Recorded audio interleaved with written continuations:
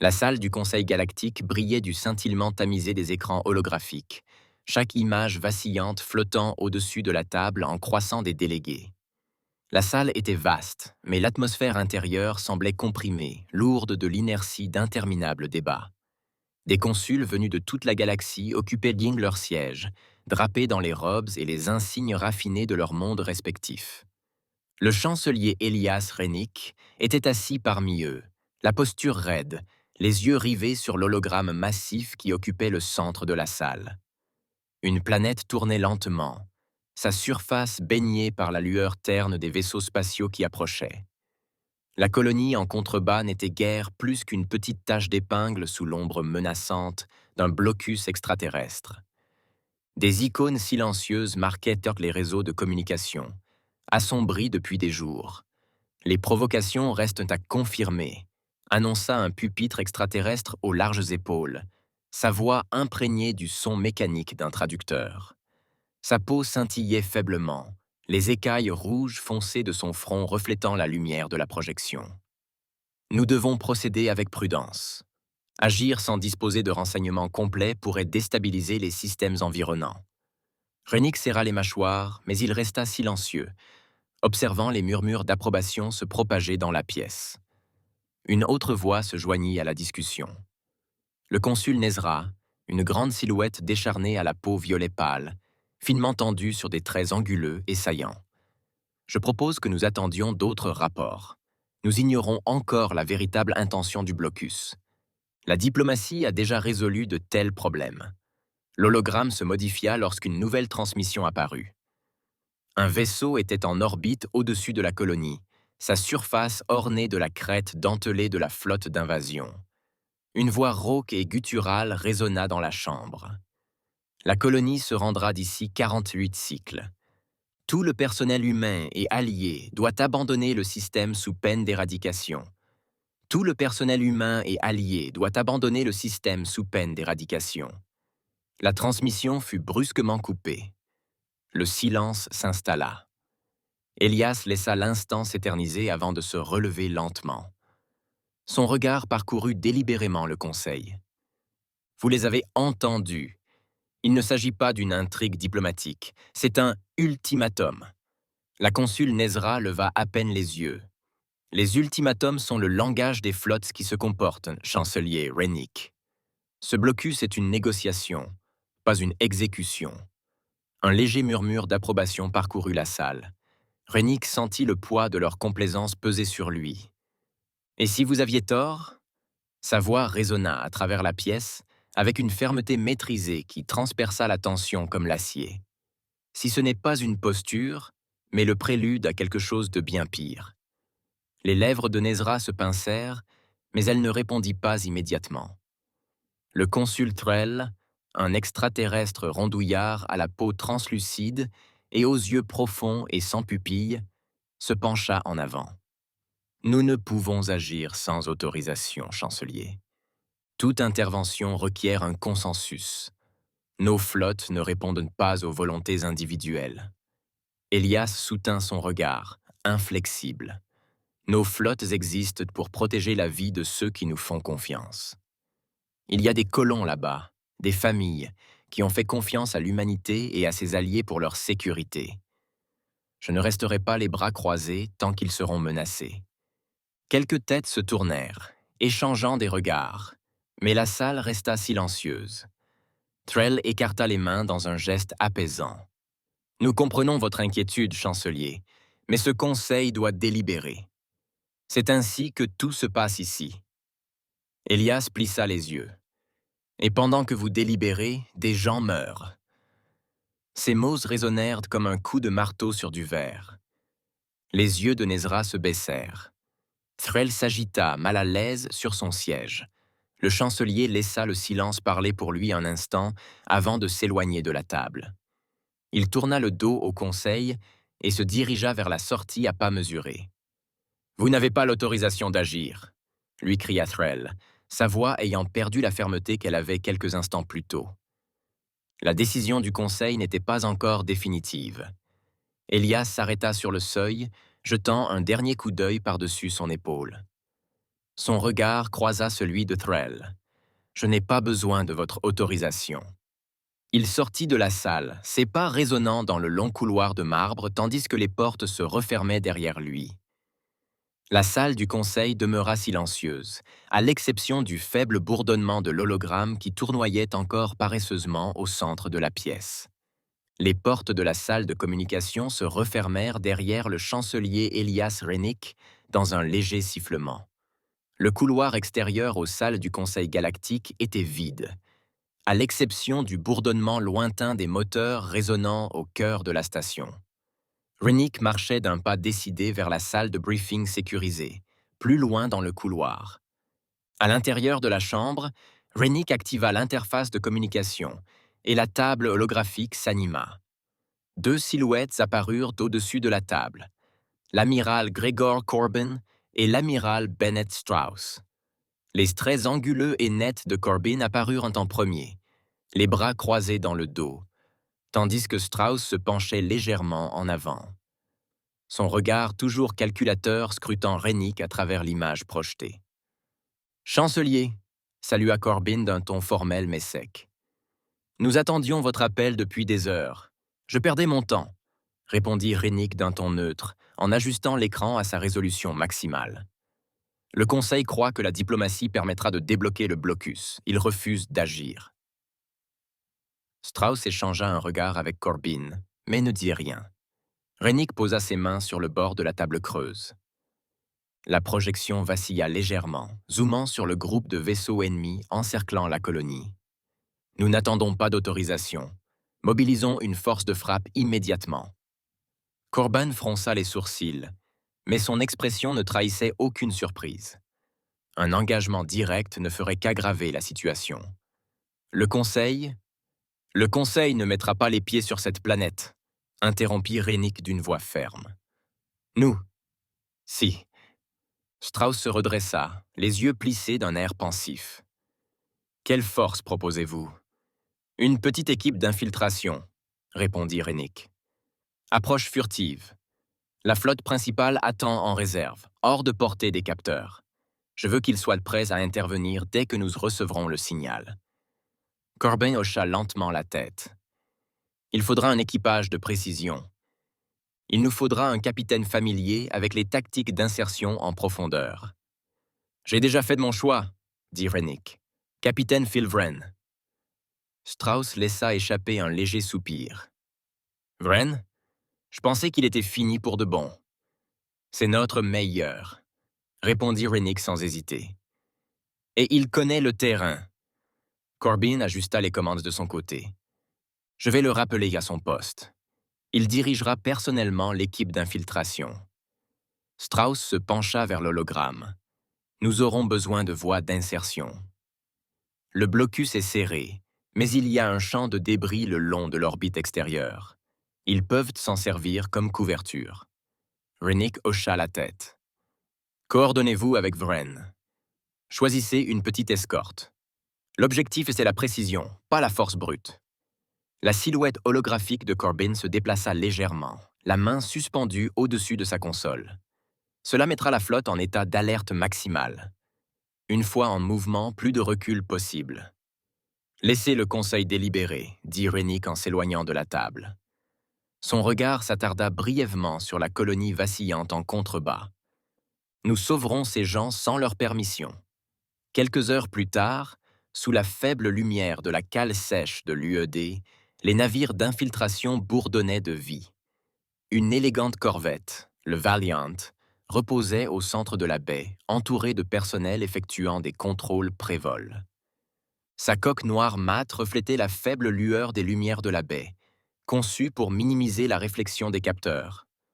Le capitaine Phil Wren s'approcha du navire, son uniforme impeccable mais discret. Ses mouvements étaient assurés, mais son regard trahissait une acuité que le temps n'avait pas ternie. Un petit équipage de 12 personnes attendait près de la rampe d'embarquement, chaque membre vêtu d'une tenue tactique sombre.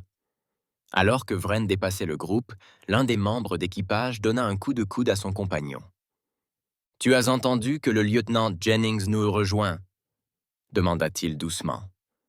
L'autre esquissa un sourire narquois. Sarah. Ouais, au moins, ce n'est pas une autre Sarah Chen. Le regard de Vren se porta sur eux, son regard perçant captant les murmures. La conversation s'éteignit instantanément lorsque les deux membres d'équipage se redressèrent, reconnaissant le poids de l'expression de leur capitaine. Le regard de Vren se porta sur la corvette. Station. Le regard de Vren se porta sur la corvette. Montez à bord. Départ dans 10 minutes. Non loin de là, Corbin et Strauss observaient depuis leur poste, observant l'équipe via la caméra externe. Strauss suivit attentivement l'équipage pendant l'embarquement. « Elle s'en sortira », murmura Strauss. « Elle a été choisie pour une raison. » Corbin expira doucement. « Espérons que Vren n'ait pas perdu son mordant. » L'équipage monta à bord du Valiant, tandis que Vren échangeait quelques derniers mots avant de disparaître dans la coque de la corvette. Quelques instants plus tard, les pinces d'amarrage se relâchèrent dans un grognement mécanique et le vaisseau s'éleva silencieusement vers la sortie de la baie d'amarrage. Tandis que le Valiant s'enfonçait dans le vide spatial, Strauss le suivit des yeux jusqu'à sa disparition dans l'obscurité. « Bon voyage », murmura Corbin, tandis que le faible scintillement de la corvette s'éloignant s'estompait. L'étendue noire de l'espace scintillait tandis que le Valiant émergeait de l'hyperespace, à la périphérie du système. La transition se fit en douceur, mais l'équipage ressentit une montée de tension lorsque les moteurs du vaisseau se réduisirent à un léger vrambissement. Le capitaine Phil Vren se tenait sur le pont d'observation, les yeux rivés sur l'écran tactique, tandis que la planète se profilait au loin. « Gardez notre signature sonore basse », ordonna Vren d'une voix calme mais concentrée. « Nous resterons dans l'obscurité jusqu'à ce que nous soyons dans l'atmosphère. » Acquiesça le lieutenant Sarah Jennings, assise à la console de navigation. Fonctionnement silencieux. Aucun signal détecté jusqu'à présent. Le blocus maintient sa position plus près de la colonie. À travers le hublot, des fragments de débris dérivaient paresseusement dans le vide. Les vestiges d'anciennes stations minières, abandonnées depuis longtemps, formaient un champ irrégulier le long de l'orbite supérieure de la planète. Le regard de Vren se rétrécit. Tracez une route à travers les débris. Utilisez-la comme couverture.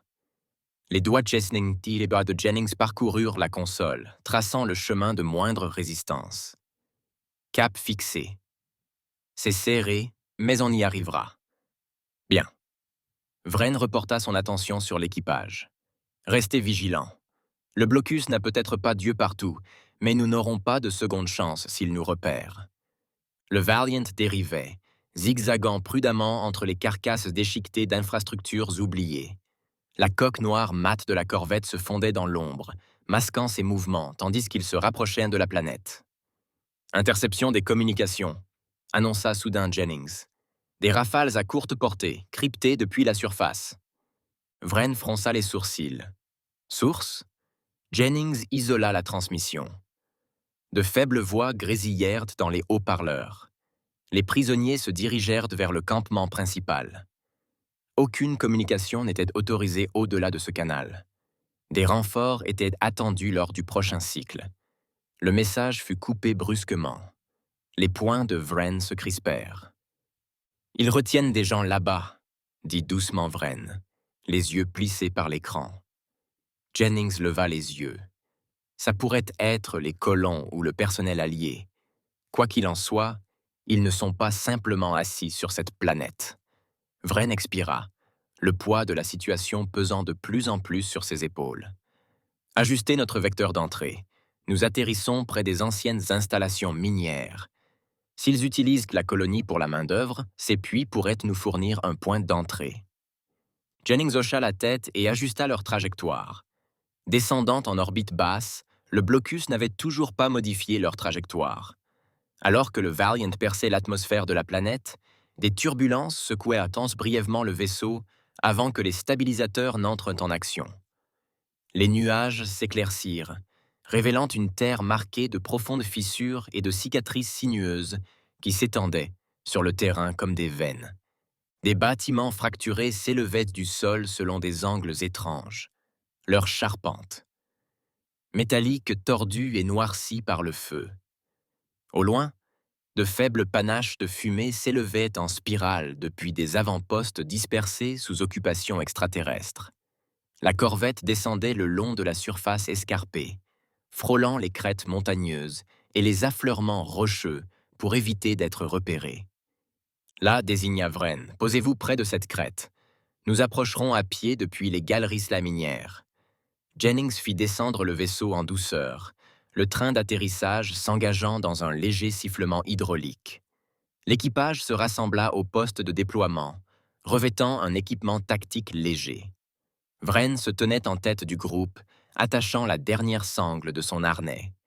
Ce n'est pas encore une mission de sauvetage. Nous recueillons des informations, confirmons la position des colons et restons hors de vue. Dégagés, un hochement de tête unanime suivit. Les portes de la baie s'ouvrirent, révélant le paysage aride qui s'étendait devant nous. Avançons. L'équipe avança rapidement, descendant dans les tunnels miniers abandonnés. Le chemin serpentait dans la terre. L'air froid, épais de poussière et de vestiges de vieilles machines, résonnait faiblement dans le silence, le poids de la mission s'alourdissant à chaque instant. Jennings activa un petit scanner portatif. Des signes vitaux minimes étaient détectés devant. Rien de significatif. Il pouvait s'agir de survivants dispersés ou de systèmes automatisés. Vren fit signe à l'équipe de poursuivre sa route. Tandis qu'il s'enfonçait dans les tunnels, de faibles vibrations résonnèrent à travers les murs, le pouls d'une machinerie lointaine. « Quelqu'un travaille dans ces mines », murmura le sergent Glover d'une voix rauque, tandis qu'il s'accroupissait pour inspecter un rail rouillé. « Ou alors ils y sont contraints », ajouta le caporal Darnell, scrutant le tunnel devant eux. Vren répondit à voix basse. « Quoi qu'il en soit, nous continuons d'avancer, les yeux ouverts. » Le tunnel s'ouvrait sur une étendue caverneuse, de faibles lumières vacillant le long du mur du fond où des structures extraterrestres avaient été érigées. Des silhouettes se déplaçaient au loin, grandes et fines, leurs membres s'étirant selon des angles qui semblaient presque délibérés, comme si leurs formes étaient conçues pour l'intimidation plutôt que pour la fonction, avec des casques qui se rétrécissaient en crêtes acérées au sommet. La faible lumière se reflétait faiblement sur leur armure segmentée, leur donnant une apparence d'insectes sans la fluidité d'un mouvement naturel. Vren fit signe à l'équipage de rester en position, les yeux rivés sur le spectacle. Nous attendons la tombée de la nuit. Alors nous découvrirons ce qui se passe réellement ici. L'air se rafraîchit tandis que le silence s'installait sur la crête. Des ombres s'étendaient sur les rochers, s'estompant avec les dernières lueurs. L'équipage s'installa dans le silence, le souffle court, les armes au repos mais prêtes. Les étoiles arrivèrent sans tambour ni trompette, d'abord petites, puis se transformant en un océan silencieux au-dessus d'elles. Une légère brise souffla dans le camp en contrebas, portant le murmure lointain des gardes changeant de poste. Vren se leva sans un mot. Les autres suivirent. Boots avança silencieusement, traçant la frontière des ténèbres comme si la nuit elle-même les portait en avant. Les tunnels étroits serpentaient comme des veines sous la surface de la planète, l'air froid chargé d'une odeur de métal rouillé. Le capitaine Phil Vren guidait son équipe à travers les passages sombres, leurs pas étouffés par le terrain rocailleux. De faibles rayons provenant de leurs casques traversaient l'ombre, illuminant d'anciens rails qui transportaient autrefois le minerai des profondeurs des mines. « Tais-toi les lumières !» murmura Vren en levant la main pour arrêter le groupe. Le léger bourdonnement des machines extraterrestres résonnait à travers les murs de pierre, lointain mais inimitable. Le son porte loin ici. Le lieutenant Jennings était agenouillé près d'un terminal encastré dans la paroi rocheuse. Son écran clignotait faiblement, projetant une faible lueur bleue. Elle épousseta une couche de crasse, révélant une écriture extraterrestre mêlée à des vestiges de code d'interface humaine. « Je peux accéder au flux de surveillance externe », dit Jennings. « Ça pourrait nous donner un aperçu de ce qui se passe à la surface. » Vren s'accroupit à côté d'elle, son regard se portant vers l'entrée du tunnel derrière eux. Le reste de l'équipe formait un périmètre, armes au poing, le regard scrutant l'obscurité. Le faible scintillement de l'écran de Jennings se reflétait dans ses yeux tandis que des images granuleuses crépitaient. Le flux se déplaça vers une vaste cour, dont le périmètre était bordé de barricades et de miradors érigés à la hâte. Colons, humains et quelques espèces alliées se tenaient en rangs organisés, le visage creusé sous les projecteurs extraterrestres. De hautes silhouettes en armure segmentée marchaient derrière eux, les bras en bandoulière, mais prêts. Vren resserra sa prise sur le bord de la console. Il reconnut l'emblème orné sur leurs épaules, symbole de la flotte du blocus. L'image se déforma, vacilla, puis redevint nette. L'une des silhouettes en armure aboya quelque chose dans sa langue maternelle, faisant un geste sec en direction des colons. La file se rompit. Plusieurs prisonniers s'avancèrent sous haute surveillance. « Non !» murmura Jennings d'une voix tendue en se penchant vers l'écran.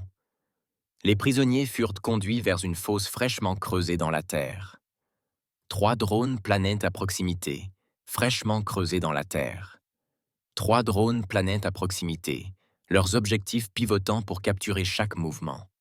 Sont-ils? Commença l'un des soldats, mais la scène continuait de se dérouler. On remit aux prisonniers des pelles rudimentaires et les força à creuser sous la lumière crue des projecteurs. Les gardes de Sarnak montaient la garde, immobiles, tandis que les colons grattaient la terre en silence. Les minutes passèrent. Les mouvements des prisonniers ralentirent, leurs pelles glissant des mains fatiguées tandis qu'ils s'éloignaient du bord de la fosse. Un craquement sec rompit le silence. L'un des colons s'écroula au sol, la pelle claquant à côté de lui. Jennings se raidit, resserrant son emprise sur la console. Un coup de feu retentit, puis un autre. Les survivants tombèrent à genoux, leurs pelles tombant de leurs mains tremblantes, tandis qu'ils imploraient sous leurs fusils levés. L'écran se transforma en image statique. Vren se leva, la mâchoire serrée, mais le regard fixe. « On bouge. Je veux que l'on surveille ce camp avant la prochaine relève. »« Monsieur, » demanda prudemment l'un des soldats, « on engage le combat ?» Vren marqua une pause, son regard s'attardant sur l'écran grésillant pendant un demi-temps. « Pas encore, » grommela-t-il, les mots résonnant dans sa gorge. « On commence par trouver où se trouvent les colons restants. Ensuite, on bouge. » L'équipe avança, les tunnels se rétrécissant à mesure qu'ils remontaient vers la surface. Le bruit des bottes contre les grilles métalliques s'estompa sous le bourdonnement croissant de l'activité extraterrestre au-dessus. Après quelques minutes, le chemin déboucha sur une grille d'aération menant aux abords du campement. Vren scruta le champ en contrebas à travers les lattes. La cour, visible sur les images de surveillance, s'étendait devant lui, désormais vide, à l'exception de quelques silhouettes attardées près des miradors. Jennings s'approcha de lui, à voix basse. « Je compte 6 gardes patrouillant le périmètre. Des tourelles automatisées près de la clôture nord. » Vren hocha la tête. « Nous utiliserons les tunnels pour contourner le camp. Je veux un plan complet de la zone avant la tombée de la nuit. » Alors que l'équipe se repliait dans l'ombre, le faible écho d'un corps lointain résonna au-dessus de la colonie. La main de Vren s'attarda un instant sur la paroi du tunnel. Il n'avait pas besoin d'assister à l'exécution pour savoir qu'elle avait repris. Phil Vren, accroupi derrière un affleurement rocheux déchiqueté, ajustait la fréquence de son communicateur de poignet par des mouvements lents et réfléchis. Le faible bourdonnement des projecteurs lointains balayait méthodiquement le campement en contrebas, chassant les ombres sur le champ aride où les prisonniers se tenaient, la tête baissée sous le poids des ordres silencieux. Derrière lui, Jennings s'installa, la carabine à plasma élancée posée sur le bord de l'affleurement. La faible lueur du noyau énergétique de l'arme pulsait doucement dans l'obscurité, ses doigts reposant près de la gâchette. Sa respiration était régulière, mais son regard, rivé sur les tours de garde lointaines, exprimait l'intensité silencieuse de quelqu'un attendant l'inévitable. Canal sécurisé, murmura Vren, sa voix basse contrastant avec le silence. Il saisit la séquence de cryptage, chaque clic du cadran ponctuant le silence pesant. Une transmission à bande étroite se glissa dans les veines des tunnels sous eux, empruntant les mêmes chemins secrets qui les avaient menés jusqu'ici. Des parasites chuchotaient dans son oreillette, brisant le silence. L'espace d'un instant, la ligne parut fragile, comme si elle allait se dissoudre sous le poids de ce qui l'attendait. Puis, elle se tint ferme. Vrenta Valiant, le rapport est prêt. Transmettez ceci à la flotte, dit-il d'une voix froide et posée. Nous avons une confirmation visuelle. Des colons sont exécutés. Ce n'est pas une démonstration de force. C'est une extermination. Le regard de Vren se porta sur Jennings. Elle ne bougea pas, mais il perçut le léger mouvement de sa prise contre le stabilisateur de la carabine. Ses yeux ne quittèrent pas le campement. Une faible réponse suivit une seconde plus tard. Ses yeux ne quittèrent pas le campement. Une faible réponse suivit une seconde plus tard. « Bien reçu, capitaine. Je transmets au commandement. Tenez-vous prêts. » Vren coupa la communication et baissa la tête, scrutant à nouveau le périmètre. Les soldats Sarnak, grandes silhouettes rigides en armure noire segmentée, se déplaçaient avec une efficacité éprouvée, rassemblant les prisonnières plus profondément dans le complexe. Au-delà du périmètre du campement, la faible silhouette des imposantes tourelles anti-aériennes bordait l'horizon. « Gardons la propreté, » murmura-t-il, autant pour lui-même que pour elle. Des minutes s'écoulèrent un temps silence jusqu'à ce que le communicateur de Vren émette un léger bourdonnement. Il porta la main à son oreille. « Vren, ici l'amiral Corbin. Nous avons votre rapport. J'en conclus que la diplomatie a échoué. »« Ça n'a jamais commencé, monsieur, » répondit Vren. « Si nous attendons, ils anéantiront tous les colons. » Il y eut un silence au téléphone. La voix de Corbin revint, plus basse mais résolue. « Compris. Nous partons immédiatement. Préparez-vous à l'assaut. Retournez aux coordonnées de rendez-vous et maintenez la position. » Corbin terminé. Vren se leva et fit signe à Jennings. « On en a fini. Allons-y. » « Ils se sont bien fortifiés, » murmura Jennings. « Tout assaut va saigner. Ils ne s'attendent pas à un tel assaut, » répondit Vren. « C'est leur erreur. » Ils retraversèrent les étroits tunnels en silence, le poids de ce qu'ils avaient vu s'installant à chaque pas. L'air froid du tunnel portait le bourdonnement lointain des machines, qui s'affaiblissaient à mesure qu'ils s'éloignaient du camp. Émergeant de l'entrée du tunnel, Vren fit signe au reste de l'équipe d'infiltration de se joindre à eux. Ils gravirent tant la crête rocheuse où le Valiant reposait, dissimulé sous le surplomb déchiqueté du canyon, sa coque sombre masquée par le paysage accidenté. De loin, la corvette n'apparaissait guère plus qu'une ombre parmi les rochers. Jennings appuya sur la balise d'approche et la rampe d'embarquement descendit dans un léger sifflement, se fondant harmonieusement dans le décor tandis qu'ils montaient à son bord. De retour à bord du Valiant, la passerelle était plongée dans une faible lumière, le bourdonnement des instruments étant le seul bruit qui rompait le silence. Vren s'avança, son regard balayant l'équipage. Chaque membre était concentré, ses mouvements mesurés, le poids de la bataille imminente pesant sur eux. Il s'approcha de l'holotable au centre de la pièce, où une carte tactique vacillait, affichant des données changeantes, les vaisseaux se repositionnant comme des pièces sur un échiquier, resserrant lentement l'étau autour du blocus. « Statut » demanda Vren, les yeux plissés par les icônes qui marquaient l'avancée de la flotte humaine. Au-delà du hublot, des vaisseaux lointains miroitaient faiblement dans le vide, leurs silhouettes dérivant en formation serrée. Le vaisseau amiral de Corbin fonçait, fer de lance sombre se détachant sur les étoiles, tandis que les vaisseaux d'escorte se déployaient en arc de cercle discipliné, se faufilant silencieusement dans le périmètre extérieur du blocus. Jennings se pencha sur le terminal, ses doigts glissant sur la console tandis que les rapports défilaient à toute vitesse. La flotte de tête de Corbin se positionne. Les forces auxiliaires de Strauss arrivent par le couloir est, se tenant à basse altitude, juste hors de portée des capteurs. Elles seront prêtes dès notre arrivée. Vren hocha la tête. Ils interviendront dès l'assaut initial. Cela occupera le blocus. Un officier se détourna de la console de communication. Message entrant de l'amiral Corbin. Il est connecté au chancelier. Vren s'avança tandis que le visage de Corbin apparaissait sur l'hologramme. Le chancelier Elias Rennick se tenait à ses côtés, les bras croisés. Capitaine Vren, la voix de Rennick résonna dans les haut-parleurs. J'ai bien reçu votre rapport. J'ai confiance en votre analyse. Nous ne leur laissons pas le temps de se fortifier davantage. Ils ne s'attendent pas à ce que nous attaquions directement, ajouta Corbin. Nous frappons fort et vite. L'équipe d'infiltration guidera l'assaut principal. Vren croisa le regard de Corbin à travers la projection. Nous serons prêts dès la première salve, monsieur. L'expression de Rennick se durcit. Il ne s'agit pas seulement de la colonie, capitaine. Quand tout sera terminé, le Conseil nous en fera porter la responsabilité. Nous porterons cette épreuve seuls. Vren soutint son regard. Compris, chancelier.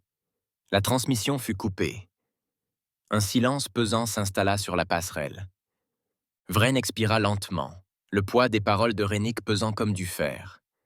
Il n'y avait pas de retour en arrière possible.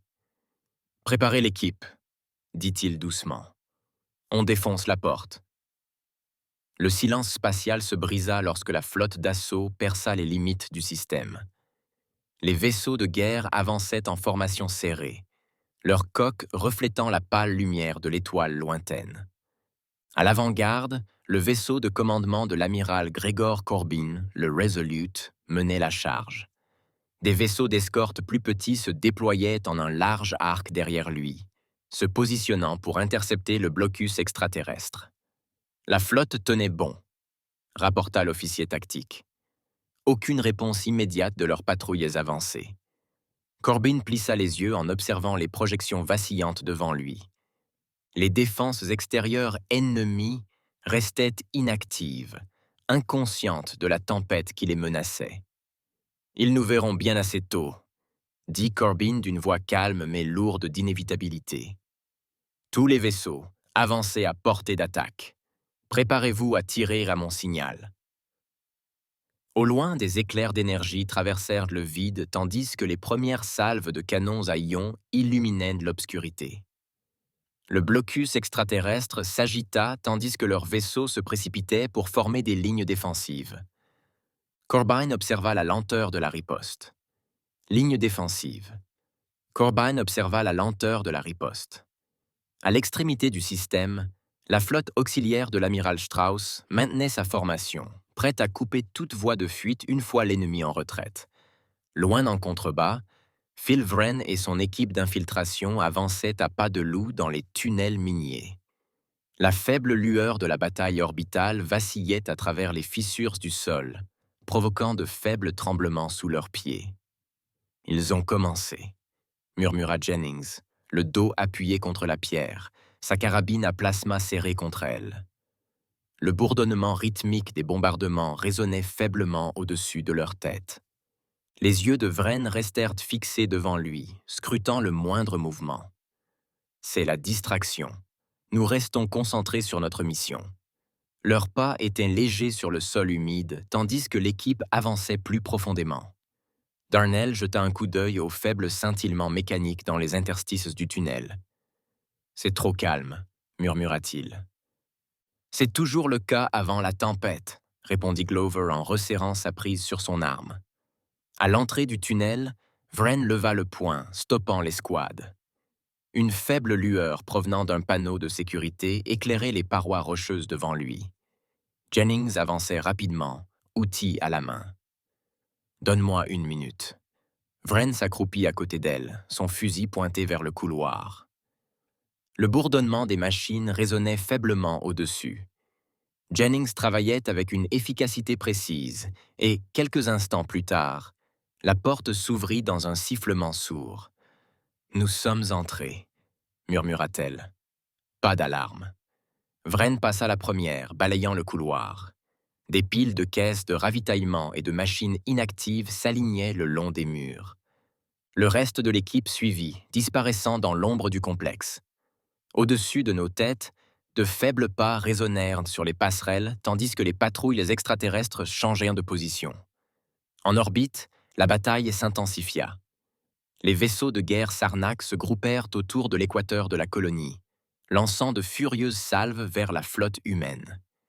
Le Resolute de Corbin tira sans relâche, salve vers la flotte humaine. Le Resolute de Corbin tirait sans relâche, ses canons à ions transperçant la coque d'un croiseur ennemi jusqu'à ce que des flammes jaillissent de ses moteurs. La formation ennemie se disloque, cria l'officier tactique. Certains vaisseaux se replient, mais leurs cuirassés se maintiennent près de l'atmosphère de la colonie. Le regard de Corbin se fixe sur l'écran holographique. Le centre de gravité du blocus était bas en orbite, ses vaisseaux les plus lourds formant un rideau de fer au-dessus de la colonie. « Poursuivez-les et immobilisez-les », ordonna Corbin. « Strauss, avancez et coupez leurs flancs. Ne les laissez pas se regrouper. » À la surface, l'équipe de Vren s'enfonça plus profondément dans les niveaux inférieurs de l'avant-poste. Jennings s'agenouilla près d'une console, connectant la liaison montante à la flotte. « Ici Vren », dit-il par la ligne sécurisée. « Nous sommes à l'intérieur. Pas de résistance importante pour l'instant. Nous avançons vers le hub central. » La voix de Corbin grésilla en guise de réponse. « Bien reçu, capitaine. Nous avançons. Continuez d'avancer. » Ils s'avancèrent entre les colonnes d'acier, se faufilant dans l'ombre. Le couloir devant eux résonnait de voix faibles. Vren fit signe et l'escouade se plaqua contre les murs. Par une ouverture, Vren aperçut une patrouille, une poignée de soldats extraterrestres rassemblés près d'un réseau de communication, leur posture détendue, la bataille lointaine occupant leur attention. Jennings s'avança, cherchant déjà ses outils. « Je peux couper leur communication. » Vren hocha la tête. Son fusil resta braqué sur la patrouille. Les secondes s'écoulèrent jusqu'à ce que Jennings hoche légèrement la tête. « Mise en place, ils sont aveugles. »« Bien, » murmura Vren. « Laissons-les faire. » L'équipe s'enfonça plus profondément dans l'avant-poste, engloutie par les ombres tandis que la bataille faisait rage au-dessus. Sous la surface de la colonie, les tunnels vibraient faiblement, au son lointain des combats. L'équipe de Phil Vren se déplaçait comme des ombres, leurs pas absorbés par la lourde pierre et les rails rouillés du complexe minier abandonné. La douce lueur du datapad de Jennings éclairait le chemin devant elle tandis qu'elle surveillait les flux en direct détournés du réseau de surveillance extraterrestre. « Les patrouilles sont rares dans le quadrant Est », murmura Jennings en orientant l'écran vers Vren. Des points rouges se regroupaient le long du périmètre ouest du complexe, mais de larges sections plus profondes de la colonie y restaient sans surveillance. Ils consolident leurs forces près de l'avant-poste principal, dit Vren en étudiant la carte. Ça nous laisse de la marge. Son regard se porta sur le reste de l'équipe. Restez groupés. On se divise en 3 unités à partir d'ici. Il fit signe à 2 officiers d'avancer. Barton prend le contrôle par le conduit sud et active les relais de communication. Jennings, toi et moi allons percer la sous-station nord et couper l'alimentation des réseaux de défense orbitaux. Lorne, je veux que ton équipe soit près du dépôt de ravitaillement. Placez des charges pour empêcher les renforts d'entrer dans le secteur de la raffinerie. Engagement minimal. Silencieux, si possible. Chaque soldat hocha la tête brièvement. Les mots étaient inutiles. Ils avaient répété cela d'innombrables fois, mais l'enjeu n'avait jamais semblé aussi immédiat. Jennings ajusta son équipement. « Et si les Sarnaks s'en aperçoivent tôt?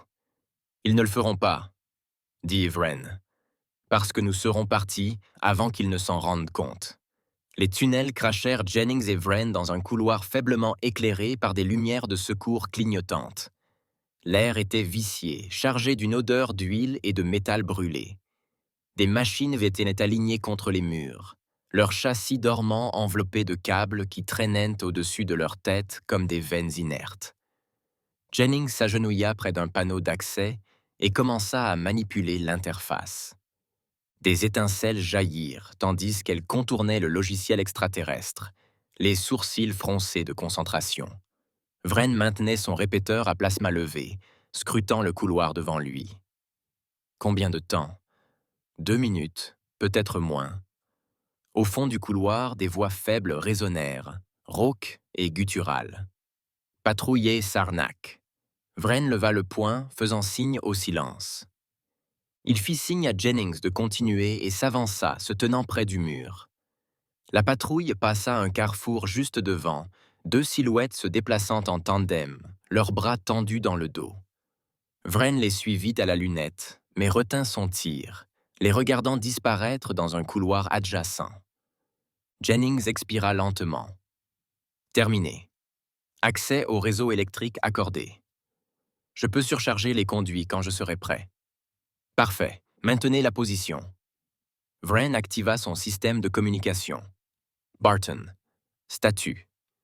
Statique répondit 1 seconde avant que la voix de Barton ne se fasse entendre. Charge de relais activée. Direction le point d'extraction. Aucun contact. Lorne. Toutes les charges posées. Résistance minimale près du dépôt. Nous sommes prêts à faire exploser. Vren jeta un coup d'œil à Jennings. C'est l'heure. Coupez la grille. Jennings prit les commandes. Un léger bourdonnement parcourut le couloir tandis que les lumières vacillaient et s'éteignaient. L'espace d'un instant, l'avant-poste plongea dans l'obscurité. Puis, au loin, des alarmes retentirent. « Ils savent », dit Jennings en se levant. « Nous étions déjà en retard. » Vren actionna le détonateur. Des explosions se répercutèrent dans les secteurs extérieurs de l'installation. Des panaches de feu léchèrent le ciel, visibles même du fond des tunnels. Le dépôt de la raffinerie s'effondra dans un déluge de métal et de pierres, bloquant les voies menant à l'avant-poste central. À la surface, la flotte d'assaut de Corbin intensifia ses bombardements, profitant de la confusion ambiante. Les escadrilles d'attaque de la flotte auxiliaire de Strauss sillonnèrent l'espace aérien de la colonie, ciblant les défenses extérieures exposées par le sabotage. Jennings guida Vren à travers les tunnels, débouchant sur une cour de service aux abords des zones de détention de la colonie. Derrière les machines dispersées, ils pouvaient voir les prisonniers, humains et espèces alliées, rassemblés en groupes sous la garde de Sarnak. « Ils n'ont pas encore déplacé les colons », murmura Jennings. Vren activa son interphone. « Nous avons un visuel sur les colons », murmura Jennings. Vren activa son interphone. « Nous avons un visuel sur les colons, attendant les ordres d'extraction. » La voix de Corbin retentit rapidement. « Attention, nous brisons leur dernière ligne défensive. Sécurisez les civils et préparez-vous au transport. » Le regard de Vren s'attarda sur l'horizon lointain, où le faible scintillement des flammes traçait les limites du blocus de Sarnak. Il se tourna vers son équipe, d'une voix basse mais résolue. « Finissons-en tranquillement. Neutralisons les gardes, sécurisons les civils et attendons les vaisseaux de débarquement. Nous ne perdons personne aujourd'hui. » Tandis que l'équipe se déployait, de faibles tremblements roulèrent sous leurs pieds, subtils au début, puis de plus en plus forts. Au-dessus, des raies lumineuses perséchant le ciel comme des étoiles filantes, descendant rapidement vers la colonie. L'air s'alourdit, bourdonnant du grondement lointain des canons orbitaux. Le ciel au-dessus de la colonie s'embrassa tandis que la flotte de la défense terrestre unie fonçait, ses armes déchirant le périmètre défensif de plus en plus mince. Des panaches de feu et de métal tourbillonnèrent vers la surface, tandis que les vaisseaux Sarnak se fracturaient sous l'assaut incessant. À bord du Resolute, l'amiral Gregor Corbin observait la bataille à travers l'écran clignotant qui l'entourait. Son regard oscillait entre les engagements orbitaux et les données diffusées par l'équipe d'infiltration de Vren. Les croiseurs ennemis se repliaient pour se regrouper autour du poste de commandement, rapporta l'officier tactique. Il se raréfit à l'approche de l'orbite nord. Corbin plissa les yeux. Exploitez l'avantage. Envoyez l'escadre de Strauss pour intercepter leur retraite. Je veux que tous les vecteurs de fuite soient scellés. Envoyez l'escadre de Strauss pour intercepter leur retraite. Je veux que tous les vecteurs de fuite soient scellés. L'officier relaya l'ordre, et quelques instants plus tard, des vaisseaux auxiliaires surgirent de l'ombre des anneaux planétaires, s'attaquant au vaisseau Sarnak en fuite avec une précision chirurgicale. Des éclairs d'énergie fendent dans l'obscurité en rafales précises et calculées, chaque frappe étant coordonnée avec la suivante. Ils tentent de percer vers la ceinture extérieure. La voix de Strauss grésillait dans les communications. Nous les contenirons. Ne les laissez pas se réorganiser, dit Corbin, les yeux fixés sur la projection tournante de la formation ennemie. Ils sont à nous. Au sol, Vren observait l'horizon lointain scintiller d'explosions dans la haute atmosphère. Il entendait le faible bourdonnement des vaisseaux de débarquement derrière lui, tandis que les derniers prisonniers étaient guidés vers les zones sécurisées. Jennings s'agenouilla près du terminal de sécurité, les yeux plissés, tandis que les données défilaient sur son écran. Ils retirent leur force de la raffinerie centrale, dit-elle. Ils savent qu'ils perdent leur orbite. Bien. Qu'ils paniquent, répondit Fren en se dirigeant vers le bord de la barricade. Son regard scruta le périmètre sud où le dernier bastion Sarnak tenait encore. Nous allons terminer ça au sol avant qu'ils ne puissent retrancher leurs troupes. Jennings déconnecta le terminal et le rejoignit. Ioncaster prêt. Vren activa son système de communication. Amiral, nous sommes en position. Nous ciblons les derniers nœuds énergétiques s'alimentant leur réseau de défense, en attente de leur absorption finale. La voix de Corbin était claire. Compris. Les forces de Strauss bloquent leur voie de fuite. Planifiez vos frappes avec le prochain cycle de bombardement. Vren fit un signe de tête à son équipe. Préparez les charges. Tandis que Jennings et Barton s'activaient pour installer d'autres imploseurs thermiques le long des jonctions de conduits, Vren consultait le flux tactique affichant la disposition des défenses restantes de Sarnak. Il observait les mouvements ennemis devenir erratiques, les poches de résistance s'effondrant tandis que les communications se brouillaient. Jennings retourna à son côté. Charge posée. Le doigt de Vren planait au-dessus du détonateur. Attendre le signal. Là-haut, le Résolu lança une nouvelle vague de tirs concentrés. Les tourelles de défense de la colonie, déjà endommagées, vacillèrent tandis que leurs boucliers énergétiques s'effondraient sous l'attaque soutenue. La voix de Corbin retentit. Vren appuya sur la détente. Des explosions se répercutèrent dans la colonie, coupant les réseaux électriques et faisant exploser les dépôts de stockage en rafales synchronisées. Les batteries antiaériennes restantes s'assombrirent, leur système de ciblage grillé par la surcharge en cascade. Au loin, la ligne Sarnak céda. Jennings sourit en regardant le réseau s'effondrer. Ils sont aveugles. Vren se connecta au canal de la flotte. Le réseau de défense est hors service. Vous avez un accès libre à la surface. Bien reçu, répondit Corbin. Vaisseau de débarquement en approche. Début des opérations de nettoyage. Les forces Sarnak se précipitèrent, se repliant plus profondément dans les infrastructures souterraines de la colonie tandis que les équipes d'intervention de l'UED descendaient. L'unité de Vren se déplaça rapidement, parcourant les couloirs extérieurs et abattant les derniers retardataires. Jennings s'arrêta net devant une porte scellée et fit signe à Vren. Leur poste de commandement est ici. Les dernières signatures thermiques sont concentrées à l'intérieur. Vren s'approcha, posant une main sur la surface métallique froide. Finissons-en maintenant. Il recula, faisant signe à Barton de franchir la porte. La charge creuse siffla en s'enflammant, l'explosion forçant la porte à s'ouvrir dans une pluie d'étincelles. À l'intérieur, les officiers de Sarnak restèrent figés, leurs armes à moitié portées. L'équipe de Vren entra rapidement, désarmant et sécurisant la pièce en quelques instants. Le silence s'installant, Vren s'approcha du terminal central et parcourut les journaux.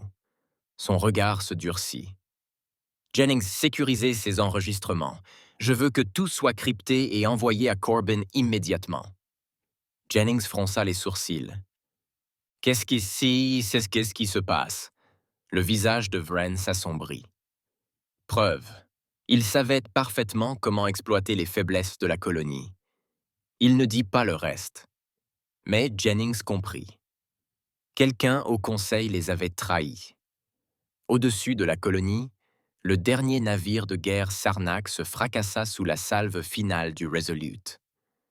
La bataille était terminée, mais la vraie guerre, celle menée dans l'ombre et la politique, ne faisait que commencer.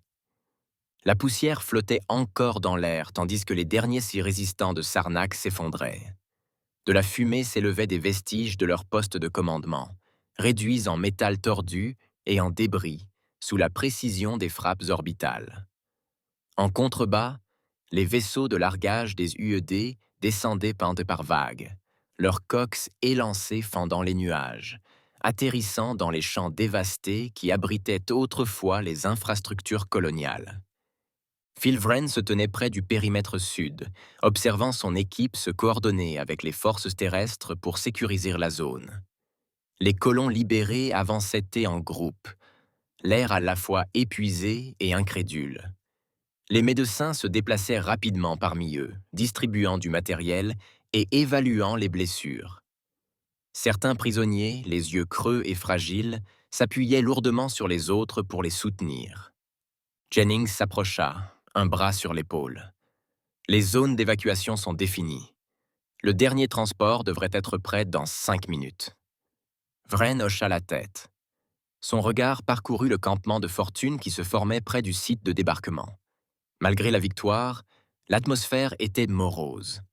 La plupart des colons étaient déjà à bord, mais les équipes de recherche continuaient de ratisser les secteurs extérieurs à la recherche de ceux qui pourraient encore être portés disparus. On dirait qu'ils n'ont pas mangé depuis des jours, ajouta Jennings à voix basse. Certains enfants réagissent à peine lorsque les médecins les examinent. Ils ont vécu bien plus de choses qu'on ne le pense, répondit Wren. Il marqua une pause, observant un enfant s'accrocher à la jambe de sa mère, les yeux écarquillés mais silencieux. On va les sortir d'ici. C'est l'essentiel. D'en haut, l'ombre de la navette de l'amiral Corbin rampait sur le terrain, se posant près du poste de contrôle principal. Wren le retrouva sur la rampe tandis que l'amiral débarquait. « Bon travail ici », dit Corbin sans cérémonie, scrutant les réfugiés du regard. « Mais ce n'est pas fini. J'ai besoin que tu ratisses les derniers avant-postes de Sarnak pour recueillir des renseignements. Tout ce qu'ils ont laissé derrière eux pourrait confirmer la durée du blocus. » Wren hocha la tête, la mâchoire serrée. « Nous connaissons déjà la réponse, » répondit Corbin à voix basse. « Mais il nous faut des preuves. Je veux quelque chose que nous puissions apporter au Conseil. » Un léger malaise s'empara de Wren, mais il ne répondit que par un bref « compris ». Les bottes de Wren le transportèrent plus profondément dans les profondeurs de la colonie, chaque pas pesant sur les peurs inexprimées de Corbin. Jennings et Barton les suivaient de près, balayant du regard les couloirs sombres devant eux. Les tunnels semblaient plus froids maintenant. Le bourdonnement des machines extraterrestres s'était depuis longtemps estompé dans un silence gêné. Ils savaient que cela allait arriver. Wren s'en était douté lorsque Corbin avait exprimé ses inquiétudes. Pourtant, la voir à nu lui serra la poitrine. Jennings ralentit près d'un terminal scellé, époussetant la fine couche de poussière et de débris qui s'accrochait à sa surface. La faible lueur de l'écran inactif s'alluma sous son toucher. « Celui-ci est toujours actif », dit-elle doucement, agenouillée près de la console. Ses outils s'activèrent rapidement, ouvrant l'interface. Voyons s'il reste quelque chose à récupérer. Wren hocha la tête, scrutant le couloir du regard tandis que Barton prenait position à ses côtés. Le son étouffé de leur respiration emplit l'espace entre les légers clics de Jennings, contournant la sécurité du terminal. Le système bourdonna doucement, se déverrouillant avec un léger carillon. Les yeux de Jennings se plissèrent tandis que des flots de données inondaient dans l'écran. « J'ai quelque chose », murmura-t-elle, les sourcils froncés, ses doigts planant sur l'interface, hésitant légèrement. Wren saisit le changement. « Qu'est-ce que c'est ?» Jennings expira par le nez. « Ce cryptage n'est pas du Sarnak, c'est du niveau du Conseil. » Le regard de Wren durcit la confirmation. « Étonnamment, vous êtes sûr que sa voix baissa, mais il n'y avait aucun doute dans son ton. » Jennings hocha la tête d'un air sombre, développant le dossier. Impossible de faire autrement. Celui qui avait fourni à Sarnak des informations sur les défenses de la colonie avait accès à des systèmes de pointe. Cela venait de l'intérieur. Barton jura dans sa barbe. Ils avaient tout. Tout, pas étonnant qu'ils aient creusé si vite. Les yeux d'un ami s'attardèrent sur l'écran, mais ses pensées dérivèrent ailleurs, vers les visages assis autour de la salle du conseil. L'un d'eux avait rendu cela possible. Sécuriser les données. Ami ordonna à son ton de trancher le poids dans l'air. Corban a besoin de le voir par lui-même. Ton de trancher le poids dans l'air. Corban a besoin de le voir par lui-même. Jennings lança immédiatement le transfert, la concentration irréprochable. Barton jeta un coup d'œil dans le couloir, serrant son arme. « Tu crois que Corbin s'attendait à ça ?» Vren ne répondit pas tout de suite. Ses yeux restèrent fixés sur les symboles extraterrestres qui défilaient sur l'écran. « Il ne nous aurait pas envoyés ici s'il ne l'avait pas fait, » dit finalement Vren. Barton secoua la tête. « Quelle horreur! Quelqu'un là-haut a beaucoup à se reprocher. » La mâchoire de Vren se serra. Il tapota son interphone. « Amiral, nous avons trouvé quelque chose. Vous devez voir ça. » Quelques minutes plus tard, la silhouette de Corbin émergea du nuage de poussière qui persistait dans le couloir. Jennings transféra les fichiers cryptés sur un disque sécurisé et le lui tendit. Corbin étudia les données en silence. Lorsqu'il parla enfin, son ton était sombre. « Je transmettrai ceci directement au chancelier. Personne d'autre. » Vren recula, laissant passer Corbin. Il échangea un regard avec Jennings, qui resta inhabituellement silencieuse. « Ce n'est pas fini, » murmura-t-elle, tandis que Corbin disparaissait dans le tunnel. « Non, » acquiesça Vren. « Loin de là. » Tandis que les derniers colons embarquaient sur les navires d'évacuation, Vren observait l'horizon, où des panaches de fumée marquaient la fin de l'occupation de Sarnak. Mais ses pensées s'attardaient ailleurs, sur les fichiers cryptés et les questions sans réponse qui les entouraient. Au-dessus, la flotte de l'UED restait en orbite haute, sa présence rappelant silencieusement que la victoire s'accompagnait souvent de nouvelles batailles à l'horizon. Des heures plus tard, loin des champs brûlés de la colonie, le chancelier Elias Renick pénétra dans la froide lumière de la salle du conseil. Il franchit l'entrée voûtée, le faible bourdonnement des écrans holographiques s'allumant à son arrivée. Autour de lui, des consuls et dignitaires extraterrestres remplissaient la salle en forme de croissant, leurs yeux scrutant chacun de ses mouvements tandis qu'ils s'approchaient du podium central. La pièce était plus froide que dans ses souvenirs, comme si l'air lui-même réagissait au poids de la salle. Leurs yeux scrutaient chacun de ses mouvements tandis qu'ils s'approchaient du podium central. La pièce était plus froide que dans ses souvenirs, comme si l'air lui-même réagissait au poids de ce qu'il transportait. Dans sa main, un unique disque dur scintillait sous les lumières tamisées, compact, mais plus lourd que tout ce qu'il avait tenu depuis des années.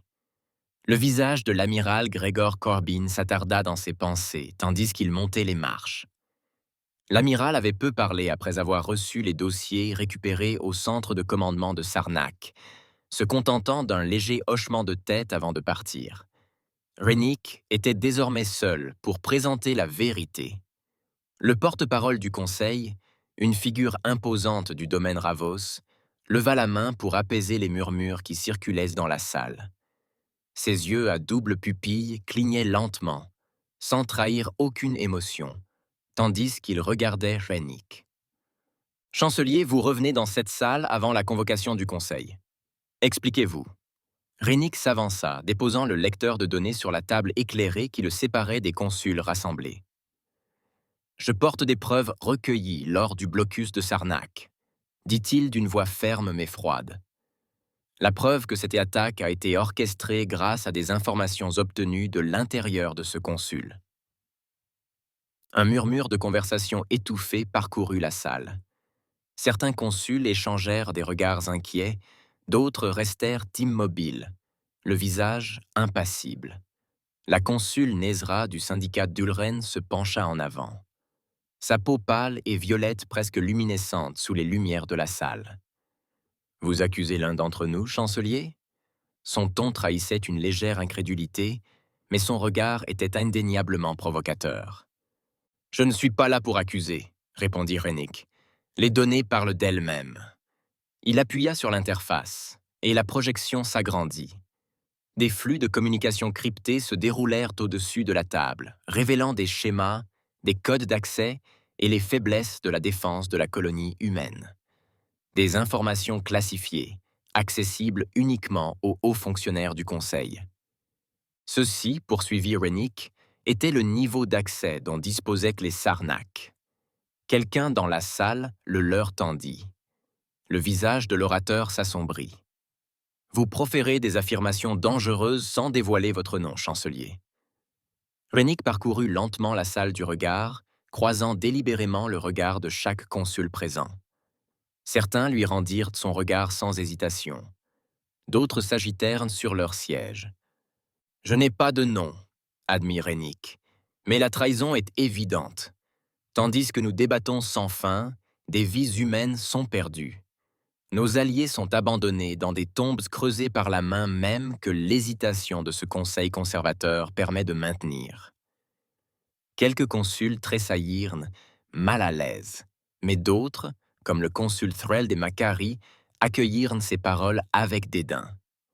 Nous fonctionnons par consensus, chancelier, et non par impulsivité.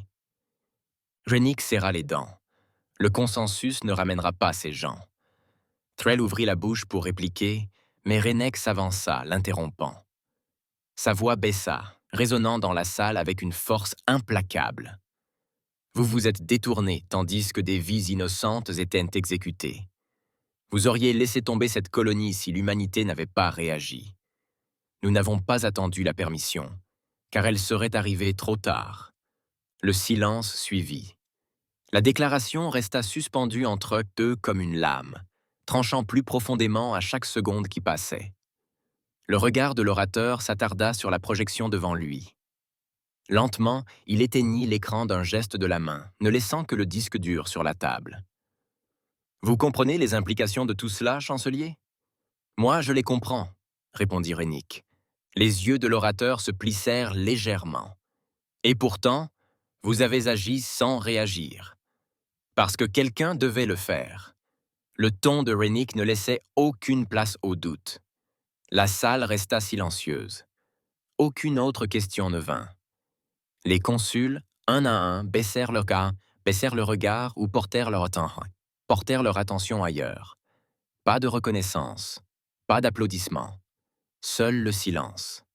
Rennick récupéra la clé USB et la rangea dans sa poche en descendant les marches. Ses pas résonnèrent faiblement dans le hall tandis qu'il se dirigeait vers la sortie.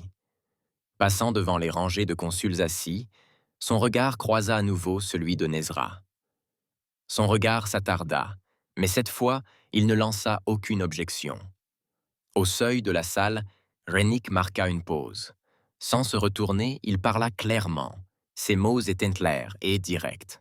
« Nous trouverons le traître, avec ou sans votre aide. » Les portes s'ouvrirent en sifflant, et Rennick entra dans le couloir, laissant derrière lui un conseil plongé dans un silence gêné, pleinement conscient que la détermination de l'humanité était loin d'être une vaine menace.